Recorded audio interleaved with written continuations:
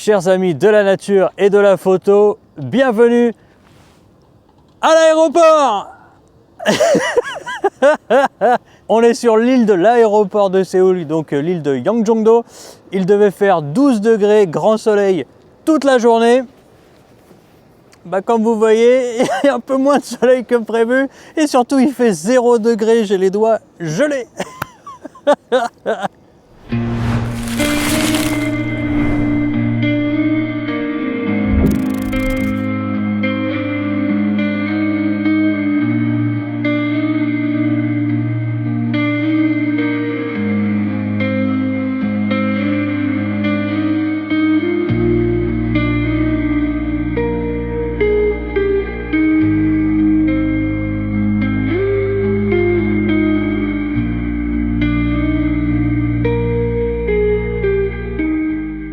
Quelle différence fait 5 minutes de voiture.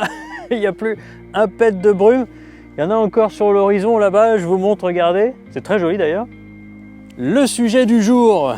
Aujourd'hui, je vous ai préparé un sujet que je trouve super important. C'est l'intention photographique. Mais juste avant d'en parler, je voulais remercier tous celles et ceux qui m'ont envoyé des commentaires, soit en dessous de la vidéo, soit sur les réseaux, pour m'encourager à continuer les vidéos toutes les 2 semaines et m'encourager dans mon projet de tourisme photo. Donc merci beaucoup, je continue et je pense que bientôt j'aurai quelque chose à vous dire. Bon, donc le sujet du jour, regardez ces 2 photos. Je les ai prises presque au même endroit, à quelques mètres près. Ce que je voudrais que vous regardiez, c'est qu'il y en ait une qui est très abstraite, très texturale, et l'autre qui est plutôt ce que je fais d'habitude, une photo avec un sujet très fort, ces arbres là qui font une espèce de triangle devant la photo. Vous voyez que le même endroit a permis de prendre 2 choses complètement différentes. Donc le sujet d'aujourd'hui, c'est un endroit n'est pas un sujet, vous créez vos sujets aux endroits. Pour ça, vous devez penser à votre intention photographique, c'est ce dont je vais vous parler aujourd'hui.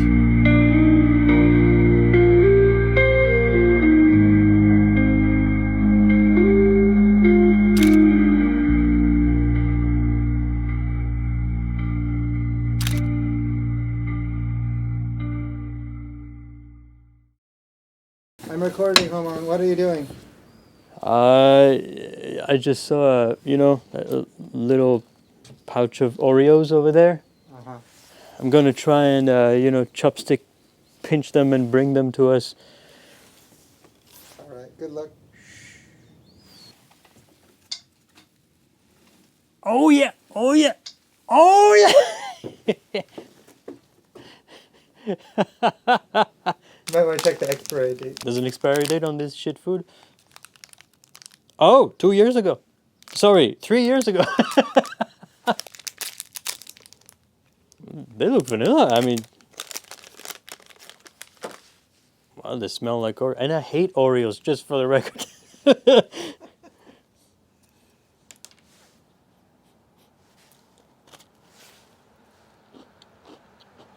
I suppose this is what Oreos taste like. Alors c'est un arrêt pas prévu. Vous voyez, c'est un café qui n'a pas été en fonction depuis, selon les Oreos, au moins 2022. Je ne sais pas. Mais en tout cas, complètement défoncé. On l'a vu en passant juste devant la route là. Je vais prendre Matt, qui est derrière la caméra. Hello. Et je vais le positionner pour faire une photo un peu à la... What did you say his name was? Dennis Hopper? Daniel Craig Hopper? Hopper, sure. Hopper? Yeah, Voilà, comme Hopper. Edward Hopper? maybe. Mais puisqu'on est là, je vais demander à Matt de se tenir devant et on va faire un anti-Hopper. So, okay, Matt, go ahead, go stand somewhere, we'll see what we're gonna get. Ouais, je vais jouer un peu sur la nostalgie du lieu parce que le café, vous savez peut-être pas, mais c'est un truc, en Corée, il y a tellement de cafés partout, c'est ouf, que celui-là, évidemment, comme il est tout défoncé, ça peut être intéressant. Ouais, give me a bar elbow thing. Ok, donc là, vous voyez, c'est pas mal, mais je le trouve beaucoup trop centré et il est tourné vers côté ombre. Je trouve ça moyen. Can you turn around? Face the sun. Ok. Il y a un truc que je trouve cool, c'est qu'il y a 2 stickers sur le bar là.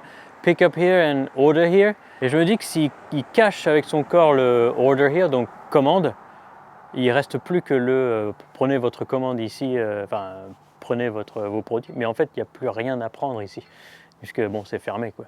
Donc ça peut être intéressant. Oh yeah, that's pretty good. Can you give me an elbow, like yeah, but the other way around. Elbow. Don't look at the camera, just yeah, that's a bit more natural. J'ai pas inclus le nom de l'endroit, j'aurais bien voulu, mais je veux pas apporter trop de publicité à l'endroit non plus, donc voilà. Donc en fait, là niveau composition, ce que j'ai voulu faire, donc je garde le signe pick up here, puisque ça n'existe plus, il n'y a plus rien à prendre. Et regardez mon doigt là, la planche qui est tombée de je ne sais pas où, qui devait cacher la fenêtre sûrement. Et en fait, ça crée une ligne directrice, bam, direct sur mon sujet. Et derrière le open ouvert qui est cassé. En fait, je trouve ça intéressant, ça apporte un gros sentiment à la fois de nostalgie. Et moi, j'aime bien parce que ça veut dire que le temps fait son effet. Le temps, c'est la nature comme tout le reste. Elle gagnera toujours. Voilà la photo. C'était juste un petit aparté. On reprend la vidéo. J'ai opté pour une retouche très chaude, ce pour deux raisons. Certes, ça augmente le potentiel nostalgique, mais aussi ça fait ressortir le bleu autour du signe Open, car c'est le seul objet qui a une couleur froide dans l'image. Ça fait un joli contraste de couleurs. J'aime aussi comme mon sujet regarde vers la droite, c'est-à-dire l'avenir, et pas vers le café, vers la gauche, qui est donc renvoyé dans le passé. C'est donc ça que j'ai appelé l'inverse du travail de Edward Hopper, qui a montré des endroits plus affluents et plus modernes, et aussi avec beaucoup plus de couleurs. Mais en se baladant derrière ce café, on a trouvé une espèce de tente qui devait servir de karaoké. Et dans cette tente, c'était vraiment le bordel. Et il y avait un trou dans le toit de la tente qui laissait passer la lumière. J'ai pas pu résister à prendre une photo de mon sujet, Matt, qui regarde vers la lumière et qui ne s'intéresse pas du tout à tout le matérialisme autour de lui.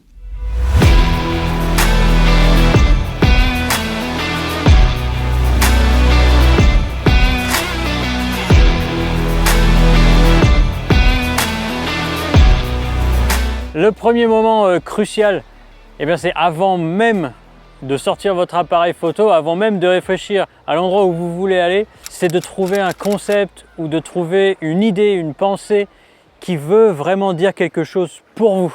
Je ne peux pas vous donner des tonnes d'exemples si ce n'est le mien. Moi, j'aime beaucoup parler de la résilience de la nature. C'est pour ça aussi que je fais des séries de plusieurs saisons du même pain. Et vous l'avez vu au cours de mon voyage au Cambodge l'année dernière, j'ai voulu changer un peu de concept et j'ai voulu prendre des photos d'objets humains artificiels dans un environnement naturel. Quand la nature avait un peu repris ses droits sur ces objets artificiels, pour moi, ça rentre dans la même idée de la résilience de la nature. Quelle que soit la force de l'humanité, on ne pourra jamais gagner. À la fin des fins, c'est la nature qui gagnera toujours. Et j'ai continué avec cette idée-là plus tard en Corée. Regardez ces photos. Certes, il y a les objets artificiels, les maisons, les tracteurs, mais au bout du chemin, il y a toujours la nature qui reprendra le dessus sur nos créations et sur nous. Voilà, ça c'est mon sujet de prédilection. C'est je sais pas, quelque chose qui me touche vraiment, qui a du sens pour moi. Alors je vous invite à réfléchir sur votre vie, sur ce que vous aimez, sur ce que vous n'aimez pas. Et donc vous trouverez forcément des concepts et des idées comme ça qui auront du sens pour vous. Le deuxième moment où il faut vraiment faire des choix artistiques, évidemment, c'est quand vous êtes sur place. Et là, je vais vous parler encore une fois du puzzle. Je vais le faire très rapidement parce que je vous en ai déjà beaucoup parlé. Mais oui, il faut que votre cadrage, donc votre composition, soit très intentionnelle pour choisir soit le sujet, soit les sujets secondaires pour les mettre ensemble et pour que le sens qui se dégage de ces interactions dans votre composition soit lisible, viable et donc transmette le sujet que vous avez choisi avant de prendre la photo. Je vais rester là pour le troisième moment parce que c'est le plus simple à expliquer, c'est les réglages. Donc une fois que vous avez choisi votre compo, il va falloir faire les réglages qui vont avec. Donc là, chaque photo est différente, je n'ai pas de règle universelle à vous donner. Vous savez donc qu'il faudra utiliser le temps de pause ou l'ouverture d'une façon optimale pour mettre en avant une partie du paysage que vous aurez choisi de mettre en avant et qui vous permet d'illustrer un sujet. Enfin, le quatrième moment, le dernier, où toute cette intention doit s'accomplir, c'est à la retouche. Je vous invite à regarder ces deux photos. Alors c'est pratiquement les mêmes, mais regardez, le cadrage est différent. Personnellement, je préfère la version qui est plus en panorama parce que j'ai plus d'environnement et cet environnement ne distrait pas l'interaction avec le sujet qui est ce tracteur pas très en forme. On a une audience. J'ai plus de contexte, mais ce contexte n'interfère pas avec la compréhension que ce petit tracteur là qui va plus très bien, eh bien il est un peu laissé là à l'abandon et que, eh bien encore une fois, c'est la nature qui peut-être, malgré que ce soit des champs, reprendra le dessus, surtout avec le brouillard qui est derrière. Alors qu'avec le carré, c'est aussi un cadrage assez sympa, mais comme j'ai pas autant de contexte, le tracteur est plus fort, d'accord, mais l'interaction avec son environnement est moins forte. C'est un choix que j'ai pris et personnellement je préfère le panorama.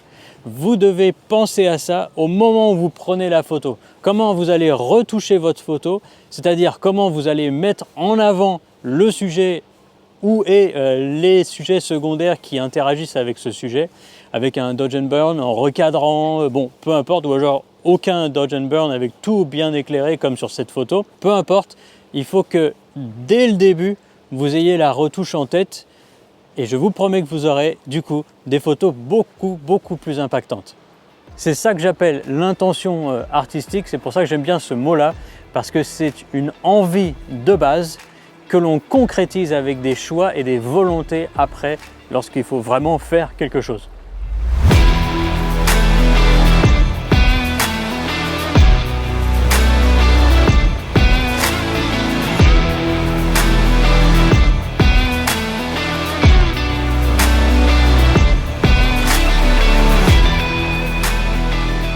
Regardez l'espèce de bâtiment slash roulotte qui a été posée, je sais pas trop pourquoi ni comment, comme ça en plus de travers.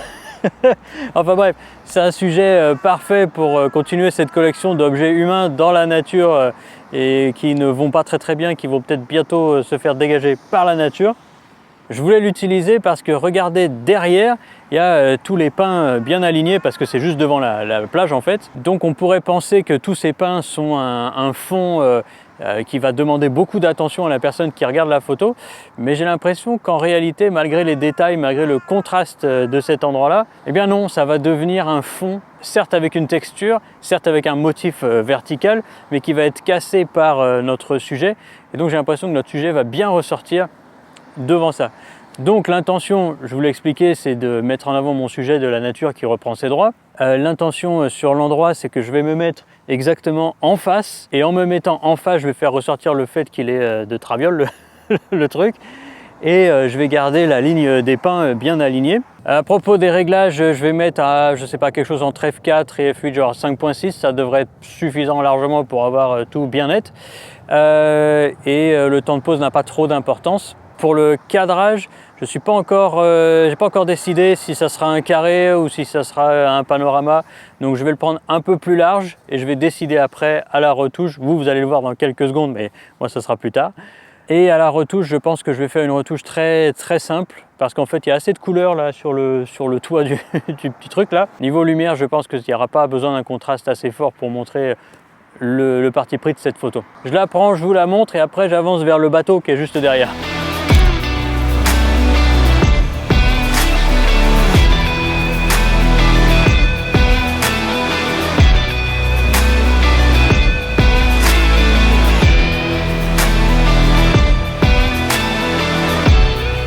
Deuxième et dernier arrêt, regardez le bateau derrière moi. C'est aussi très inattendu ce truc-là devant les mêmes pins que tout à l'heure. C'est le même discours, donc je ne vais pas me répéter, je vais passer directement à la photo.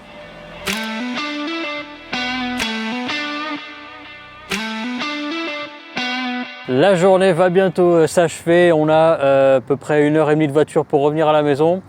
Vu que c'est dimanche soir, il va y avoir du monde, on va rentrer. Je remercie Matt de m'avoir aidé pour filmer cette vidéo. Je vous remercie de m'avoir suivi aussi au cours de cette vidéo. J'espère que les informations que je vous ai données vous ont servi. Si c'est le cas, lâchez-moi un like, abonnez-vous, très important. Aussi, mettez un coin sur l'île dans les commentaires. Je vous retrouve dans 2 semaines. Je compte sur vous pour faire grossir cette chaîne pour que j'ai encore beaucoup d'images à vous raconter.